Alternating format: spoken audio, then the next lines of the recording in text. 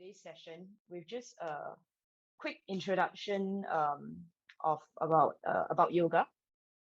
Some of you may be new to it, maybe trying it for the first time. Some may be more seasoned, maybe have practiced for quite a few, maybe even few months, few years. Or some of you may have practiced and then kind of taken a break and maybe you want to go back into it. So I'll just share what I kind of learned in my yoga teacher training, just a bit about yoga. So when we talk about yoga, there are actually 8 aspects in yoga. And the one that we are most familiar with is actually just one aspect of the 8, which is the physical practice or the asanas. So when you see people when you think of yoga, most likely you think of somebody sitting in a particular posture or doing a particular pose. So that's what we most likely think of when we think of yoga. Another aspect that is quite common besides the physical asanas is actually meditation and pranayama. So that is probably something else that you could think of when you think of yoga. You think that the yogis are very zen and they're always So just note that today we'll be just focusing on one aspect of yoga, which is the physical aspect, which is the practice of asanas. Asanas is a Sanskrit word for this. The closest word would be postures or poses that we know. Yeah. So why are asanas important, and how does yoga compare with normal exercise or sports, right? So yoga is something that when we do, we find a union of the body and the mind. So we all know that when we have a bad day, we have a bad day at work, or you're stressed out in your caregiving duties, it affects our mind, our thoughts. And that in turn affects our body, because usually when we are tense, muscles get very tight. When we are under stress, our body will definitely feel the effects of that. So on the flip side, when we have a healthy body, and then it also helps with a healthy mind, so you tend to feel more energized. You'll feel more light, you feel more spirited, you feel like, hey, a lot of things are going your way, and you even walk more upright. Depressed, you may feel like your posture will get affected, but if you're happy, usually you have quite a nice upright posture, you walk quite lightly. And so today we're going to try to find that connection between body and mind, right? So to be honest, one of the biggest takeaways that I got from my teacher training was that yoga is not effective as exercise.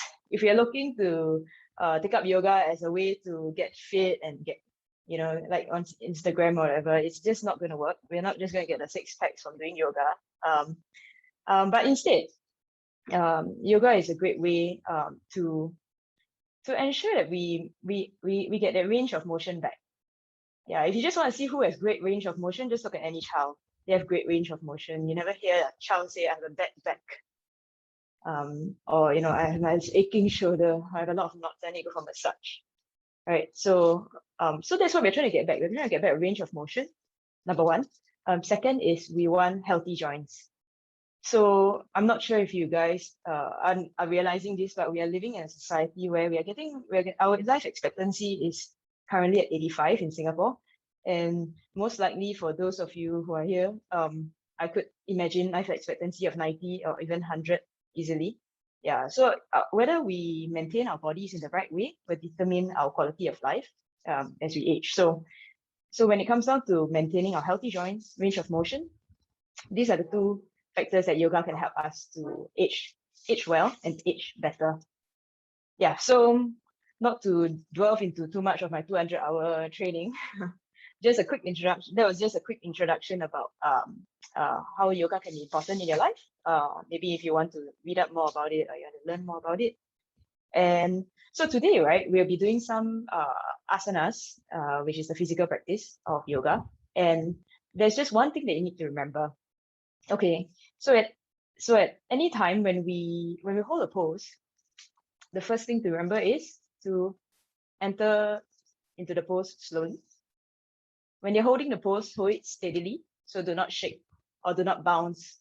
If you're going to feel like your neck, some muscle is going to snap, just get out of it. It's completely fine. But you should be comfortable. Hold steadily and exit slowly. So go into the pose slowly, hold it steadily, and exit slowly. So just remember this point. This is the most important point. Anytime you are doing yoga, yoga should not be stressful, should not have a sudden heart rate increase, should not be sweating. You should be relaxed. Yeah. And I guess that's why we are all here, because if you wanted to sweat, we'll go for a run, right? So we just bear that in mind as we start our practice today. Yep. All right. So if we can we'll be starting off with some standing postures. So if everybody can just get up on your feet and just stand. So today I have a very efficient tech support, a cameraman, so camera woman. So I can't really see myself because I'm on mobile, but I hope my tech support will just make sure that I'm in screen. Okay, so what we'll start off with our first standing posture. Something quite simple, just a forward fold. So what you want to do is, I'm just going to stand at the side so you can see my posture, but you can actually face me or whatever position you're in, as long as you're on the mat. Okay. So starting off with our first standing posture, keep your feet hip width distance apart. And we're going to raise our arms up and lean our body forward.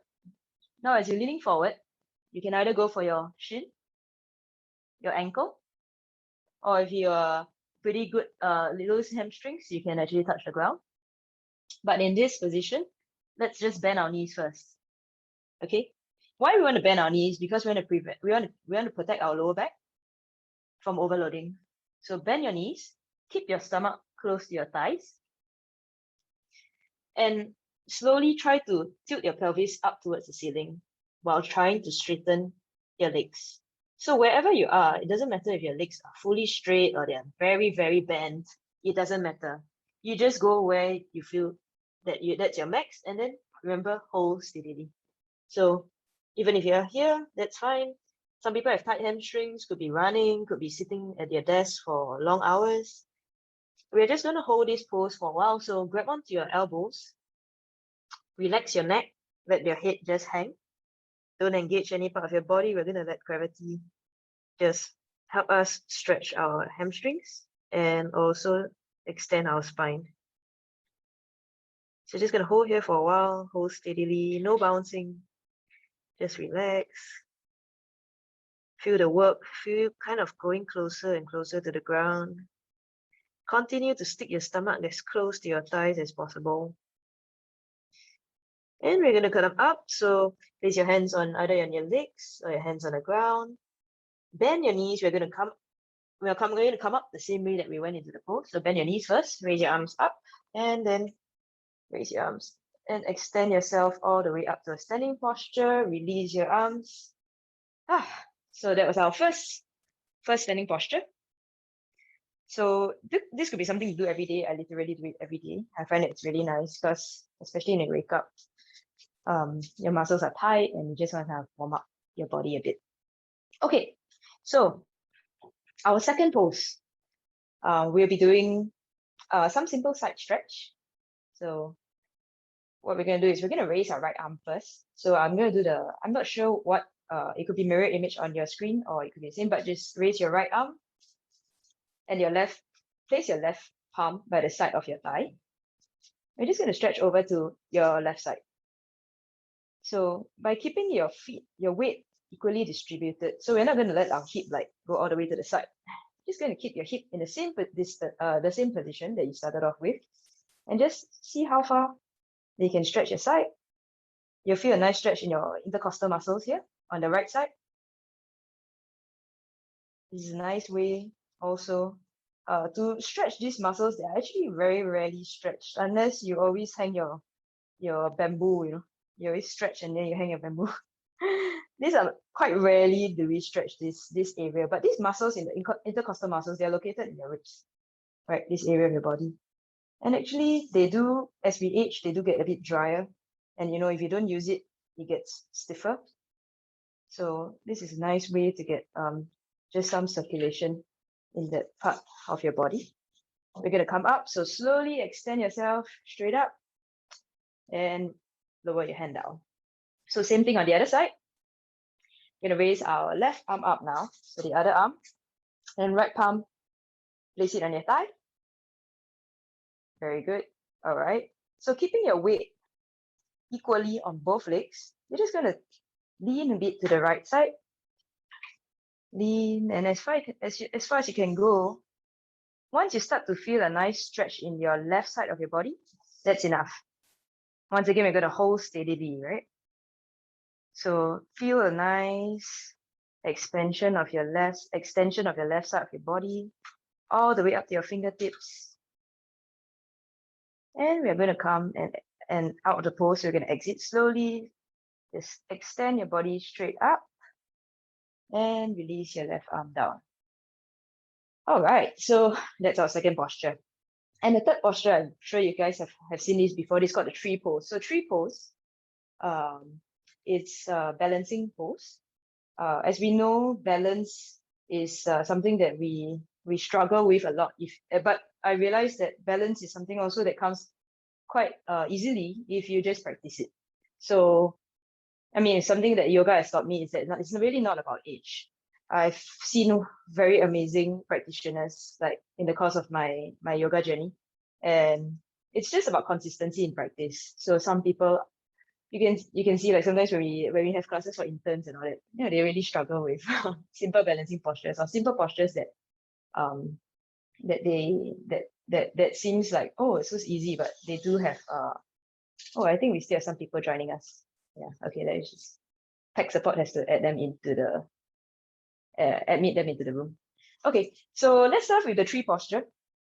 So this is literally TREE, right? Tree pose. It's supposed to be so stable such that your roots run deep into the ground. And yeah, so we don't see a tree like easily swaying, right? I mean, you want to be a nice stable tree. So we'll start off with shifting your weight to your left. And with your right hand, you're going to bend your right knee. And you see if you can grab onto your foot. If you can't grab onto your foot, that's also fine. Then you just stay where you are. You can probably, for those of you who can grab onto your foot, try to place it on the inside of your inner thigh. If this is not within your range of motion, then you may want to place it on your below your knee, on the inside of your shin or your calf.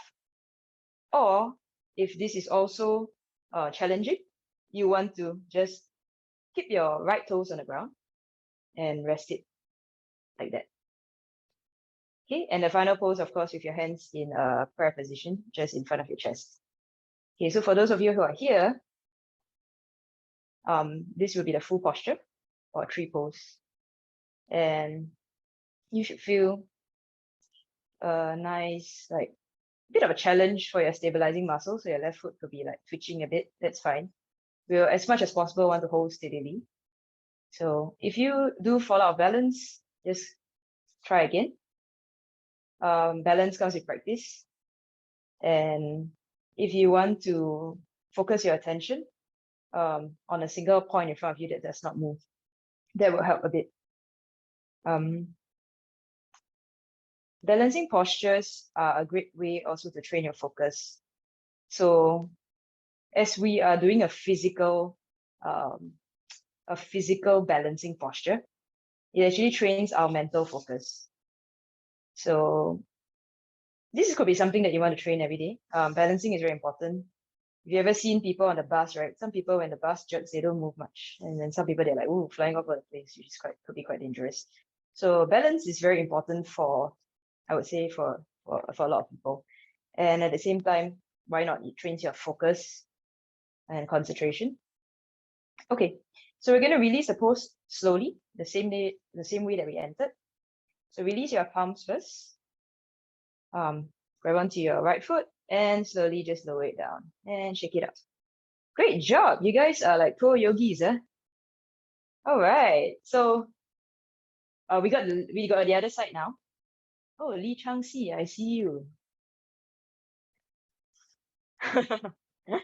Yeah. All right. So we're going to do the right side now. Shift your weight onto your right foot. Oh, sometimes when you feel that your balance is difficult to hold your balance, it's okay to kind of use the wall. Yeah, it's always safe, or use some support that you can. Okay, so we're going to shift our weight to the right. Same thing. Bend your knee. use your left hand to grab onto your ankle. And if you want, you can go for the full posture. If not, lower it down or even on the ground. So either way, just do not rest it on your knee joint because that's quite strenuous. And once you're in a full posture, hands in prayer position. And you can focus on a point in front of you that doesn't move. Great job. So it's completely fine if your knee is like a bit more in front. It doesn't need to be, wow, so flush. This is not a hip opener. So wherever your knee is, don't feel the need to like, you have to straighten it out. Just there, be comfortable enough. Great job holding steadily, guys. All right, and we're going to release our hands, release our leg, shake it out. All right, so we've survived the standing postures. Let me just give a quick check of time. Okay, so now we're going to go into our seated postures. So if you could just join me on the mat, just sit in a very comfortable seated position. Okay. So when we're in a seated posture, usually we have a default sitting posture, which is called Dandasan, which is called a staff pose, STAFF pose. So I'll just teach you Dandasan. It will be the default sitting posture that we get into after we finish each sitting pose. So you would want to just extend your legs in front of you, feet together. Make sure that your hamstrings, your calves, try to touch them onto the ground. Your spine is nice and straight. So I remember the first time that I had to do this in a yoga class, which was probably about 4 or 5 years ago. I was thinking, well, it looks quite easy, right? L-shaped, like how difficult can it be? But you will notice that it is extremely challenging to sit in a 90-degree posture. Yeah. So for the full Dandasan, you want to place your palms beside your hips so that it kind of helps you to stabilize yourself, helps you to keep your spine straight. So you really want to have a nice 90-degree angle. So not like that. Okay, so as much as possible, you want to straighten yourself up. Yeah. And of course, it takes time. So don't worry, don't stress if you're not 90 degrees. It really doesn't matter. It's more about how you get into the pose, right? Hi, Ella. Okay, so once in Dandasan, just relax your shoulders, roll them back and down. Make sure you're not shrugging your shoulders. Depending on your arm length, your arms, some people with shorter arms could be like really very straight, and some people with very long arms, their elbows will be bent. So it doesn't matter, all right? Just make sure that you are sitting as upright as you can. And as you hold this pose, you start to realize, hey, it's quite tiring on the quads, hamstrings and your legs. So we're gonna do our first posture in our seated position. We're gonna raise our arms. You can inhale and exhale. We're gonna fold forward. So this is very similar to the standing forward fold that we did earlier. So wherever you are, whether you're on your shin or your ankle, or if you are very flexible, then good for you. Okay. But what matters here is that for everybody, we have our own ideal, our own maximum, I would say, which is where you want to hold. So try to find that stretch. Okay, we're going to inhale again with our chest up, exhale, and fold deeper. So this is where you try to find where is your maximum, and can start to feel a nice stretch in your hamstrings. Some people, like for me, I do feel like a bit of stretch in my lower back because I don't really have the best lower back. I do have a bit of a strain sometimes. So you want to lean forward, drop your head, let it relax closer to your legs. So kind of like as though you're bringing your face close to your legs. It's going to have a nice steady hold here. Continue to breathe at a normal pace. And we're going to come up of the pose. So extend your arms in front of you, engage your lower back, engage your core, and pull yourself all the way up. Come back into Dandasan. Good job. So the second pose that we're going to do is called Vakrasana. Vakrasana is like a seated twisted pose. Yeah. So for everyday life, we don't really do much twisting unless you do like certain type of sports or training. Yep. Like if you're a badminton player like Macy, then twisting is supernatural. Okay, so we're gonna bend our right knee first. And then we're going to place our right foot on the outside of our knee, so of the other knee. So it shouldn't be so close, just quite a big angle. Yep. All right. Okay, you got that. So right palm outside of right thigh. Raise your left arm up. Inhale and exhale, take a twist. Bring the fleshy part of your tricep, right, your left tricep, over your right thigh. And with your right hand, we're going to place it behind our back, using it to support ourselves. Make sure that your spine is upright and straight. Then we can get a better twist. So if you are comfortable here, feel a nice twist in the the thoracic region of your spine. And look towards the back of the room or the side of the room, wherever you are. In twisting postures, it's important to remind yourself to breathe, especially if you're doing it for the first time or if you haven't done it in a long time. To breathe normally. We're going to slowly release the pose. So release your right arm first. Extend your left arm up. And straighten out your body, back into Dandasana. Great job. Okay, so we're going to do the twist on the other side now. So same thing, bend your left knee. Place it on the outside of your right knee. So your foot should be beside your knee on the outside. Left palm, sorry, on your left thigh. Raise your right arm up. And exhale, take a twist, tricep over your left thigh. Place your left hand behind your back. So this is to help you like really sit up straight. Only when you extend your spine straight up, then you can rotate your spine. Yeah, it's very dangerous to be slightly slanted and then you try to rotate your spine. It can actually lead to bulging and potentially injure your spine. So make sure you're upright, do the twist, look towards the back of the room or the side, wherever you are. Continue to breathe. Very good, looking very good. So this is like as though you are squeezing a cloth dry. Just imagine your spine is like getting so much nice flexion. You're going to release the pose, so release your left palm. Raise your right arm up, down, straighten your legs, and Dandasana. All right, so we're going to do our third seated posture, which is, I'm sure you guys know this one. It's also known as butterfly pose. And that's why it's easy to remember the Sanskrit name because it's Baddha Konasana. Oh my God, I think I forgot Baddha Konasana. Right, so butterfly pose. So if you're in your Dandasana position, you want to bend your knees. Bring your heels closer towards your groin area, as close as you can. And then just see where your knees end up. So if your knees are on the floor, then you're just born with very open hips. Okay, this is most likely about structure, or you could have really tight hip muscles. Yeah, so you want to just see, if you're here, that's fine as well, because that's where you're getting your maximum stretch, and that's good. So in butterfly pose, right, you want to hold on to the soles of your feet with your palms. Just kind of like open them up, like you're reading a book. So you want to face your soles of your feet up towards the ceiling, if you can. Okay, wherever you are.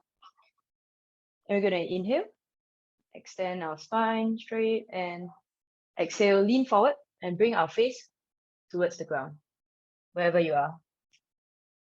So for some, it may be quite comfortable to just, rest your forehead on the ground, or for some, maybe it's good enough. You can use your elbows to kind of push your thighs away. That helps a bit. Yeah.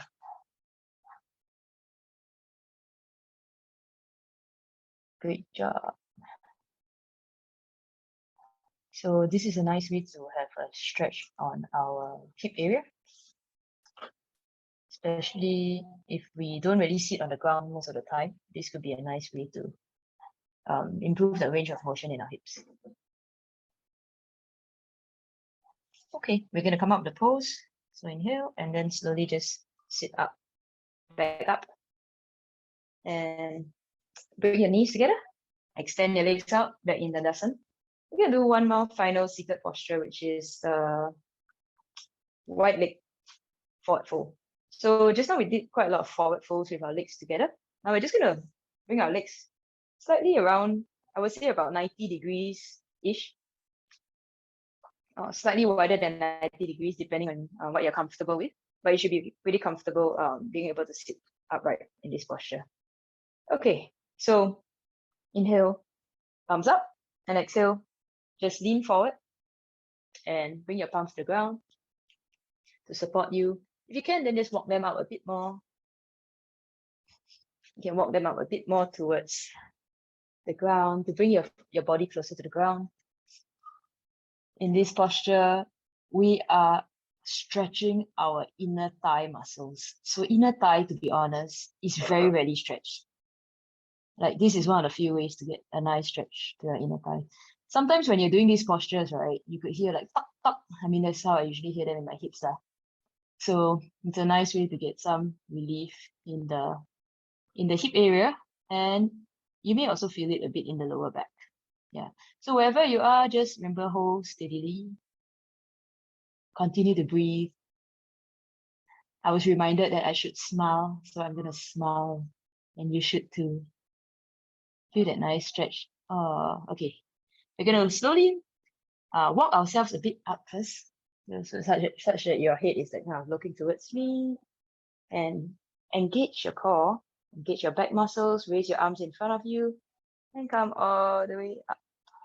Palms by the side, bend your knees, and sit back in the Dasan. Okay, great job. So we're doing good with time. How is everybody so far? Looking very alive, actually. Like too easy, yeah? But this is precisely, I think, something that I would ideally want to design a program that we can do every day. Right? So this could be something that this is something that I've already incorporated in my daily practice. Yeah.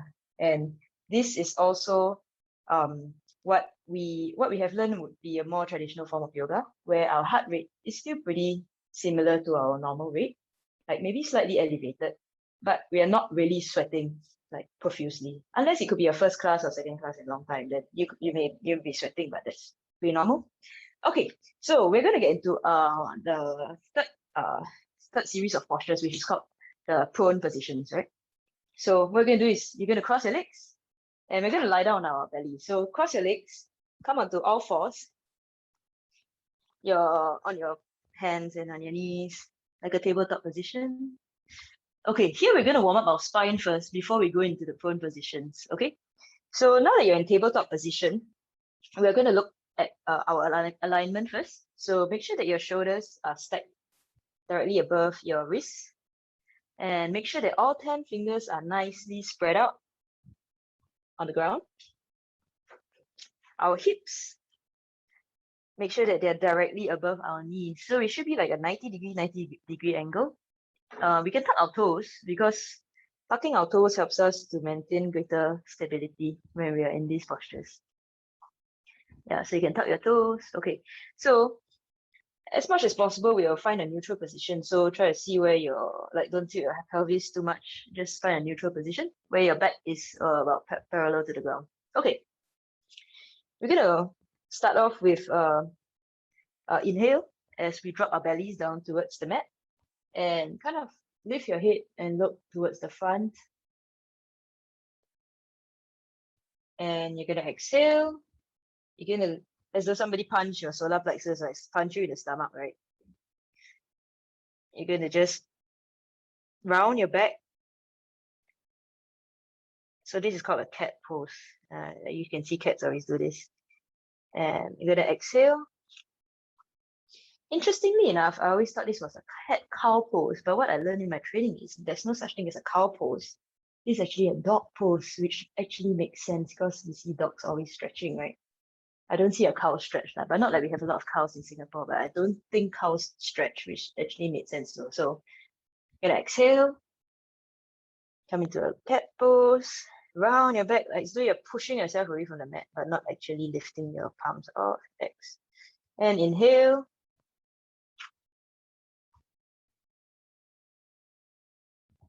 And exhale, round your back. Last round, inhale. Arch your spine, stick out your buttocks. Look towards the ceiling or look towards the front of the room.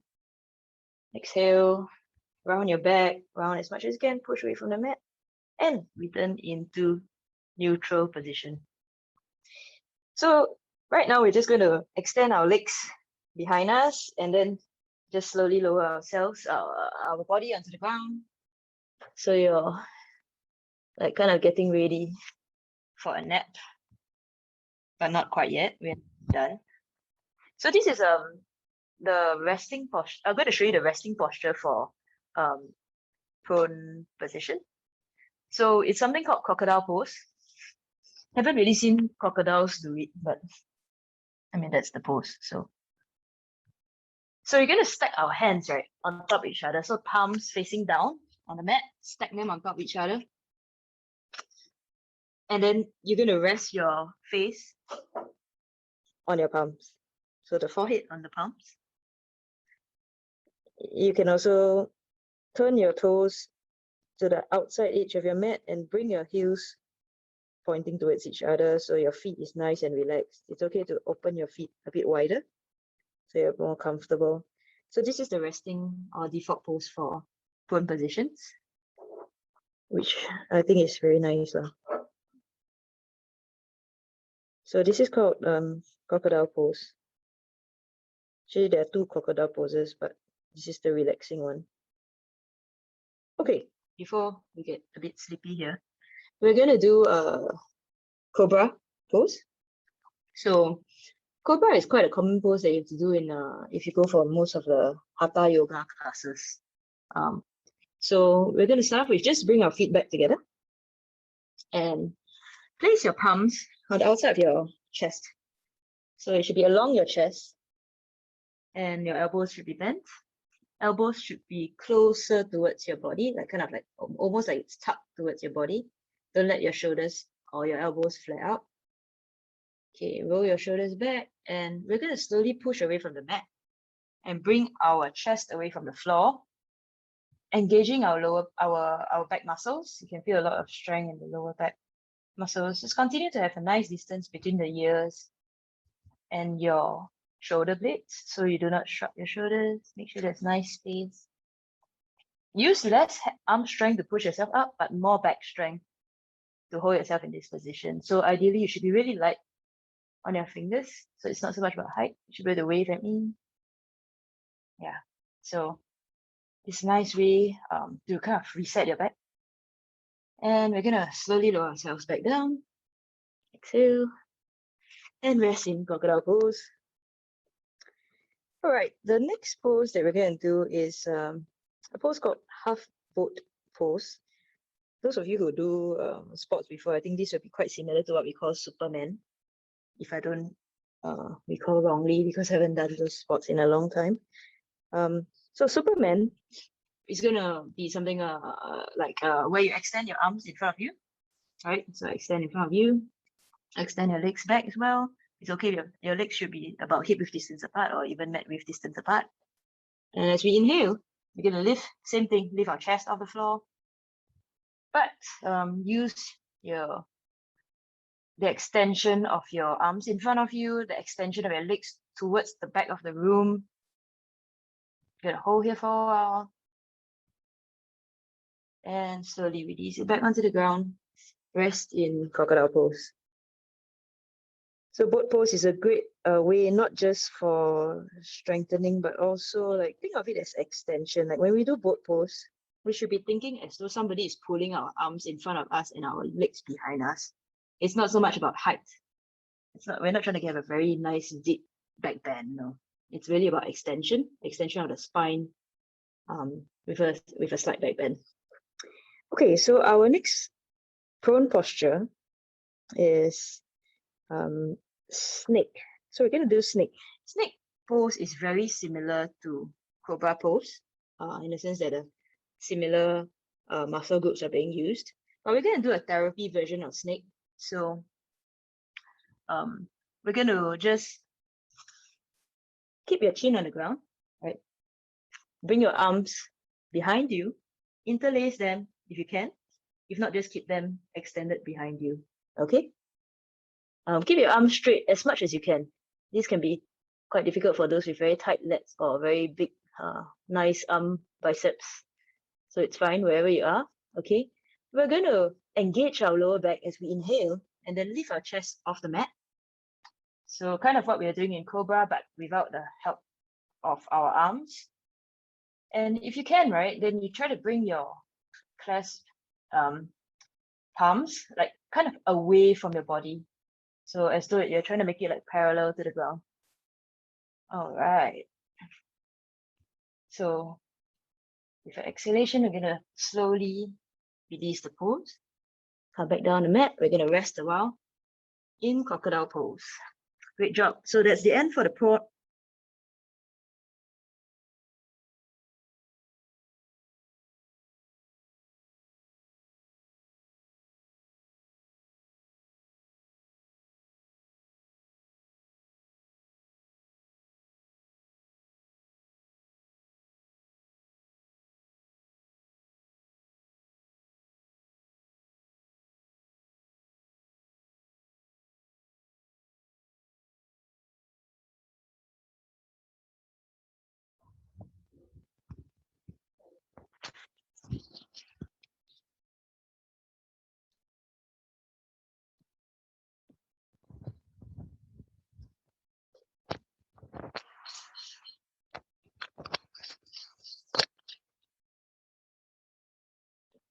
So now you can hear me now. Okay.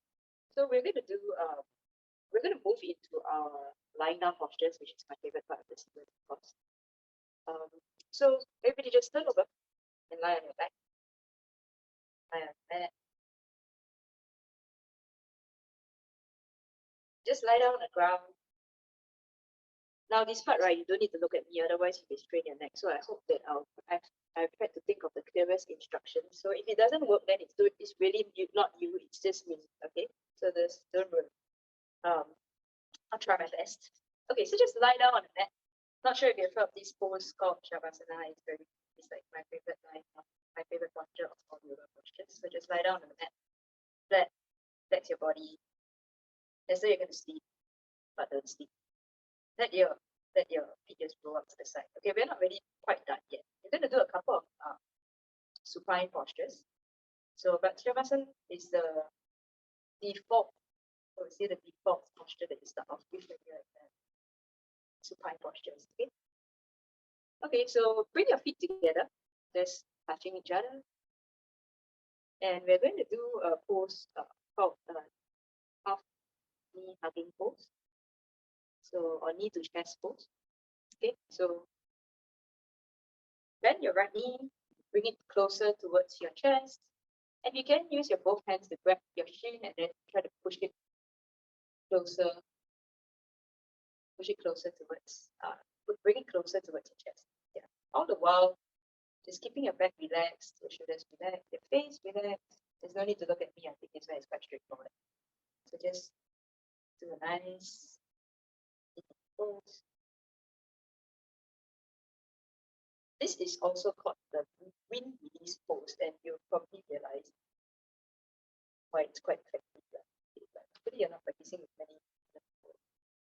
So, okay, we're going to come out of the pose. So just release your hands, release, straighten out your leg, come back in the Shavasana position.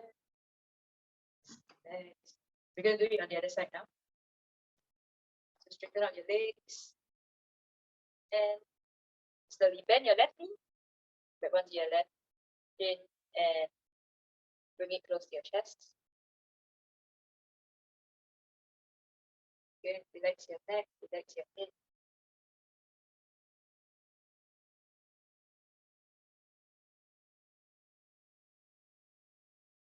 Slowly the pose, straight out, extend, and relax your body back in Shavasana or just resting position. Basically means like sleeping. You just lie down.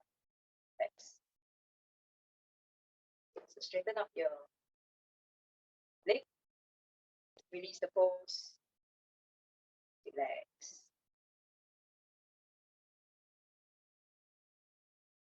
Just relax in Shavasana for a while.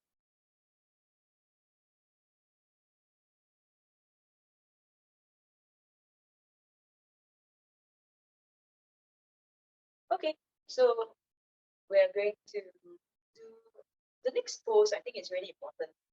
When I learned it, I thought this pose is really good if you want to age well, because I realized that as we get older, we don't really use much of our hip flexors or glutes. We don't really, unless you go to the gym a lot, we don't really use these muscles. So what you want to do is, for those of you who haven't done bridge before, we're going to bend our knees, face your feet, keep the distance apart. Okay.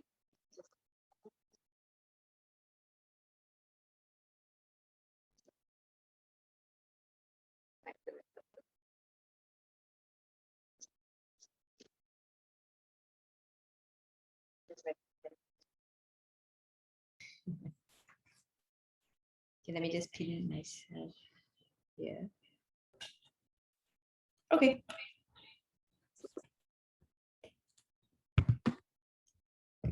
So in bridge pose, we're lying down. Keep with distance apart, right? Our feet. Okay, in this position.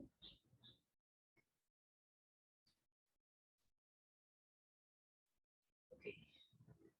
Now when you're ready, start to raise your pelvis, lift it off the mat. Slowly. Imagine like you're lifting vertebrae by vertebrae. And just lift it up all the way to your max. So your max, once you reach it, just hold it there. We're going to hold it there for a while. Because what you want to feel is the engagement of your gluteus maximus muscles, as well as your hip flexors. It's a great way to make sure that we have a nice, stable pelvis. So a lot of back problems and all that, J-bridge can solve quite a lot of them. If you do it regularly, you're coming up the pose, so slowly lower your pelvis, lower your hips, your lower back, lower it all down onto the mat, straighten out your legs,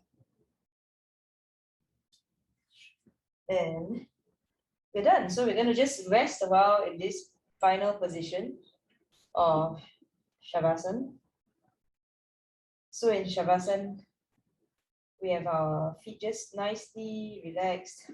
So if it's pointed towards the sides of the mat, or depending on your bone structure, right, it's pointed towards each other, but just relax your legs, let it hang wherever it goes. Your feet can be hip width distance apart, can be wider. Just try to find comfort in this posture. So just sit down, just lie down, lie completely flat down. Relax, relax. Make sure every part of your body is combined. It's really just connecting with the mat. So your back, your arms, the palms facing towards the ceiling, touching majority of your body in contact with the mat. It in a neutral position.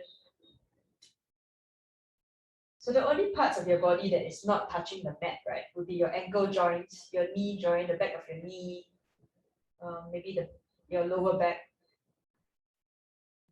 and your neck joint. But other than all these natural arches of your body, everything else should be on your mat and connected with the ground. So this is our final posture, the Shavasana. This is also the posture that's a great way to reset the body after the practice we have just finished.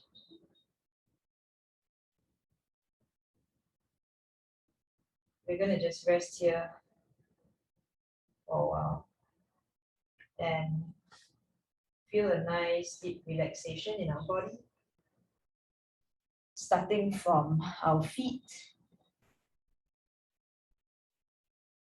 Bring your awareness to your ankle joints.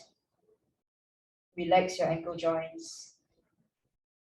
Develop comfort in your ankle joints and imagine that they are completely relaxed.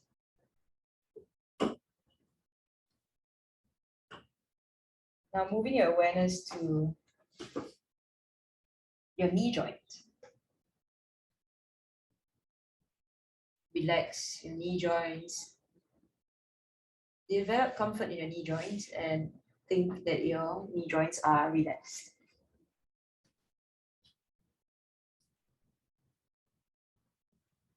Then moving your awareness to your thigh muscles. Relax your thigh muscles. Develop comfort in your thigh muscles. Think your thigh muscles are relaxed.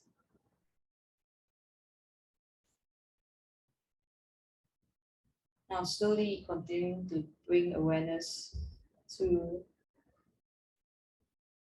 your hip joint, your hip area. Relax your hip and surrounding muscles. Develop comfort in them. And think your hips are relaxed.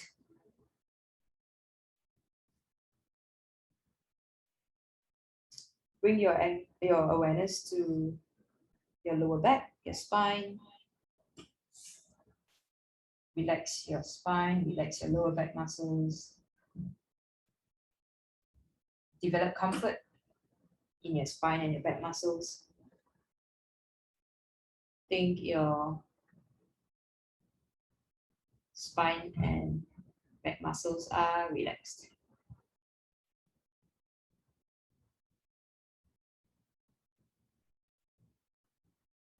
We're going to bring awareness to our upper body, to our chest,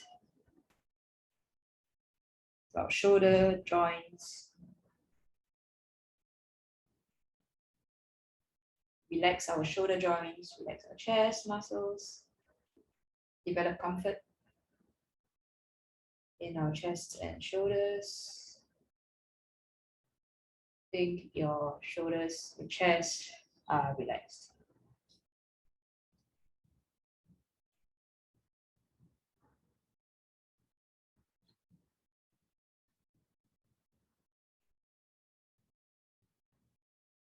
Bring your awareness to your neck muscles, the back of your head.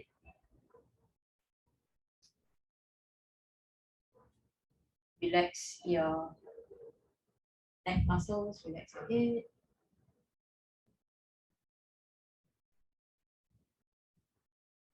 Develop comfort in your neck muscles, your head, the back of your head, and think that they are relaxed.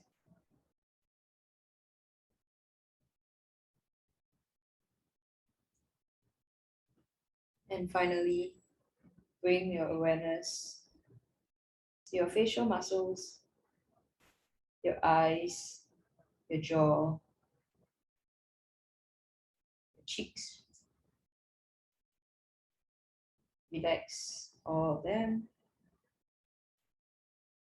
Develop comfort in these muscles and think your facial muscles are relaxed.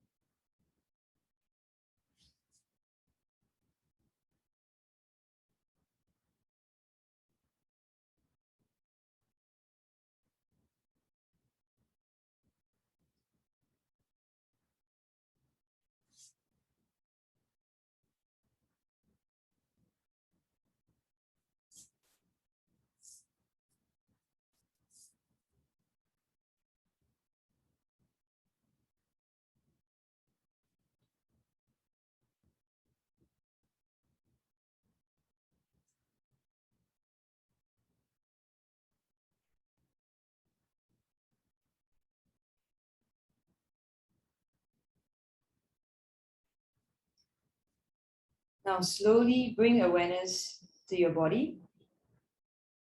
Start to wiggle your toes, wiggle your fingers.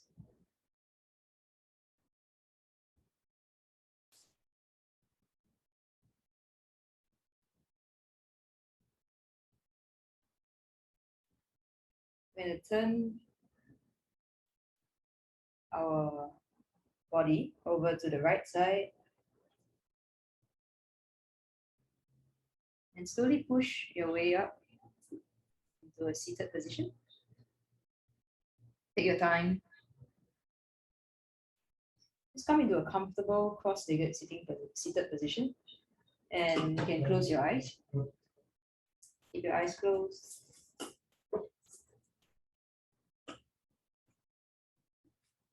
Bring your fingers, your index finger and your thumbs to touch. Place them on your knees with your palm facing up. This is called Chin Mudra, like Chin, C-H-I-N, or Jian Mudra. So usually we hold this, we use this mudra for our meditative postures. So keeping this mudra, keeping your fingers in this mudra, just close your eyes. Try to find a nice, upright, comfortable seated cross-legged position as much as you can.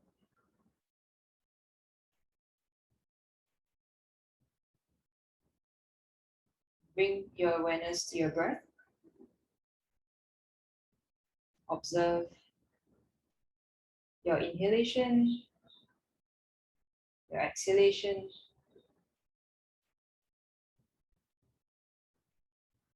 Observe the natural rise and fall of your chest as you breathe.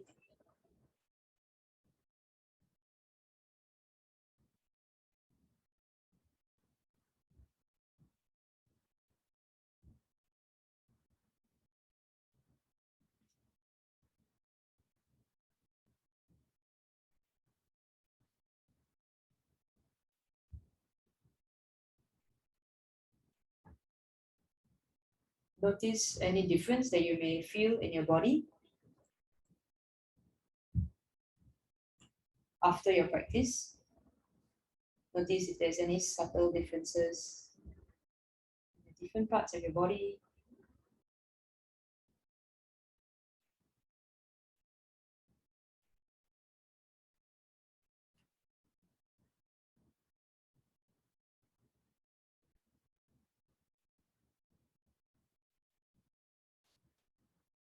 With your eyes still closed, bring your palms together.